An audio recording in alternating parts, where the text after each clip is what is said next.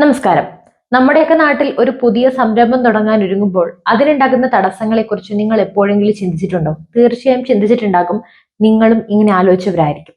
വലിയ മുതൽ മുടക്കിൽ ഒരുപാട് ആളുകൾക്ക് ജോലിയൊക്കെ നൽകുന്ന, നാടിന്റെ സാമ്പത്തിക വളർച്ചയ്ക്ക് സഹായിക്കുന്ന ഒരു സ്ഥാപനം വരാൻ തുടങ്ങുമ്പോൾ അതിനെതിരെ അനാവശ്യമായി കേസുകൾ കൊടുക്കുന്നതും തടസ്സങ്ങളൊക്കെ ഉണ്ടാകുന്നതും കേരളത്തിൽ ഒരു പതിവ് കാഴ്ചയാണ്. അതുകൊണ്ടാണല്ലോ കേരളം കടം കയറി മുടിഞ്ഞിരിക്കുന്നത്. പ്രത്യേകിച്ചും വലിയ നിക്ഷേപങ്ങളൊക്കെ വരുമ്പോൾ ചില രാഷ്ട്രീയ പാർട്ടികളും അവരുടെ നേതാക്കളും ഉണ്ടാക്കുന്ന പ്രശ്നങ്ങൾ ചെറുതല്ല. ആ രാഷ്ട്രീയ പാർട്ടി ഏതെന്ന് എടുത്തു പറയേണ്ടതില്ലല്ലോ. അത്തരമൊരു വിഷയത്തെക്കുറിച്ചാണ് നമ്മൾ ഇന്ന് സംസാരിക്കാൻ പോകുന്നത്. കേരളത്തിന്റെ സ്വന്തം വ്യവസായ സംരംഭകനായ എം.എ. യൂസഫ് അലിക്ക് പോലും സ്വന്തം ജില്ലയായ തൃശ്ശൂരിൽ ഒരു ലുലുമാൾ തുടങ്ങാൻ സാധിക്കാത്തത് പിന്നിലെ കാരണമാണ് ഇപ്പോൾ വലിയ ചർച്ചകൾക്ക് ഇടയാക്കിയിരിക്കുന്നത്. ലോകത്തെമ്പാടും വിജയകരമായി റീറ്റെയിൽ ശൃംഖലകൾ നടത്തുന്ന ഒരാളാണ് യൂസഫ് അലി.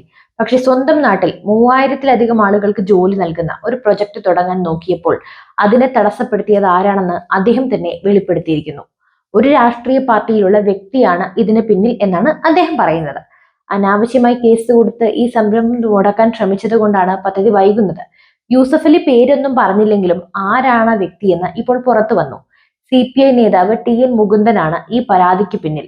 ഇത് വ്യക്തിപരമായ കാരണമാണെന്നും പാർട്ടിക്ക് ഇതിൽ പങ്കില്ല എന്നൊക്കെയാണ് അദ്ദേഹം പറയുന്നത്. ഒരു സാധാരണക്കാരനും സമ്പന്നനും ഒരേ നീതിയാണ് ലഭിക്കേണ്ടതെന്നും നെൽവയിൽ പരിവർത്തനം ചെയ്തതിനെതിരെയാണ് താൻ പരാതി നൽകിയതെന്നും ഒക്കെ അദ്ദേഹം പറയുന്നു. പക്ഷേ കമ്പ്യൂട്ടറിന് ഒരു കാലത്തും അംഗീകരിക്കാത്ത ഒരു പാർട്ടി ഇന്ന് എവിടെയാണ് എത്തി നിൽക്കുന്നതെന്ന് അറിയാമല്ലോ. ഈ വിഷയത്തിൽ ചില ചോദ്യങ്ങൾ ഉയരുന്നുണ്ട്. ഒരു സംരംഭം തുടങ്ങുമ്പോൾ അതിനെതിരെ പരാതികൾ വരുന്നത് സ്വാഭാവികമാണ്. എന്നാൽ അതിന്റെ പിന്നിലെ താല്പര്യങ്ങൾ എന്താണെന്ന് നമ്മൾ ചിന്തിക്കണം. ഇവിടെ ഒരു ചോദ്യം ഉയരുന്നത്, ഇതൊരു സാധാരണക്കാരന്റെ ഭൂമിയായിരുന്നുവെങ്കിൽ ഇതേ നിലപാടായിരിക്കുമോ സ്വീകരിക്കുക എന്നുള്ളതാണ്. നിയമം എല്ലാവർക്കും ഒരുപോലെയാണ് എന്നത് ശരിയാണ്.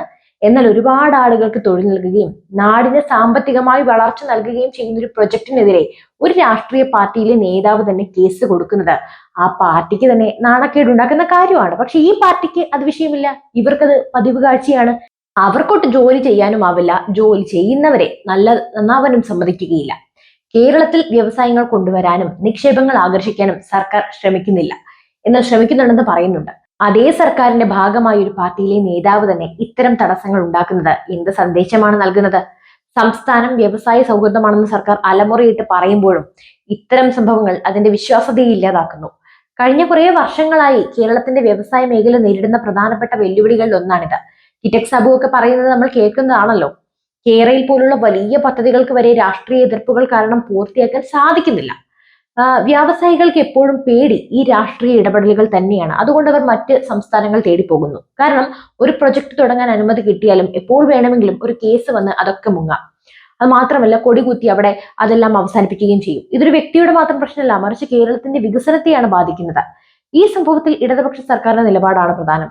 തങ്ങളുടെ പാർട്ടിയുടെ ഭാഗമായ ഒരാൾ സർക്കാർ ലക്ഷ്യമിടുന്ന വ്യവസായ വികസനത്തിന് തടസ്സമുണ്ടാക്കുമ്പോൾ അതിനെതിരെ എന്ത് നടപടിയാണ് ഇവർ എടുക്കാൻ പോകുന്നത്? ഇതൊരു വ്യക്തിപരമായ കാര്യമാണെന്ന് പറഞ്ഞ് ഒഴിഞ്ഞു മാറാതെ പാർട്ടിയുടെ നയം വ്യവസായ സൗഹൃദമാണെന്ന് ഉറപ്പുവരുത്താൻ അവർക്ക് ബാധ്യതയൊക്കെ ഉണ്ട്. കേരളം ഒരു പുതിയ വ്യവസായ സംസ്കാരത്തിലേക്ക് മാറേണ്ടത് അത്യാവശ്യമാണ്. കാരണം കടം കയറി മുടിഞ്ഞിരിക്കുന്നു. ഇത്തരം അനാവശ്യ തടസ്സങ്ങൾ ഒഴിവാക്കിയേ തീരും. യൂസഫ് അലിയെ പോലെ ഒരാൾക്ക് പോലും സ്വന്തം നാട്ടിൽ വ്യവസായം തുടങ്ങാൻ കഴിയുന്നില്ലെങ്കിൽ അത് നമ്മുടെ സംസ്ഥാനത്തിന് വലിയൊരു തിരിച്ചടിയാണ്. ഇതിൽ നിന്നും പാഠം ഉൾക്കൊണ്ട് ഇനിയെങ്കിലും കേരളത്തിലെ രാഷ്ട്രീയ നേതൃത്വം വ്യവസായികൾക്ക് അനുകൂലമായ നിലപാട് സ്വീകരിച്ചിട്ടില്ലെങ്കിൽ നമുക്ക് അറിയാം എന്ത് സംഭവിക്കുമെന്ന്. ഇനിയും മുങ്ങി മുങ്ങി താഴും ഒരു കപ്പൽ പോലെ. ഈ കപ്പൽ ആടി ഉലയും. എന്തായാലും നിങ്ങളുടെ അഭിപ്രായങ്ങൾ തീർച്ചയായും കമന്റിൽ രേഖപ്പെടുത്തുക. മറ്റൊരു വിഷയവുമായി വീണ്ടും എത്തും വരെ നന്ദി.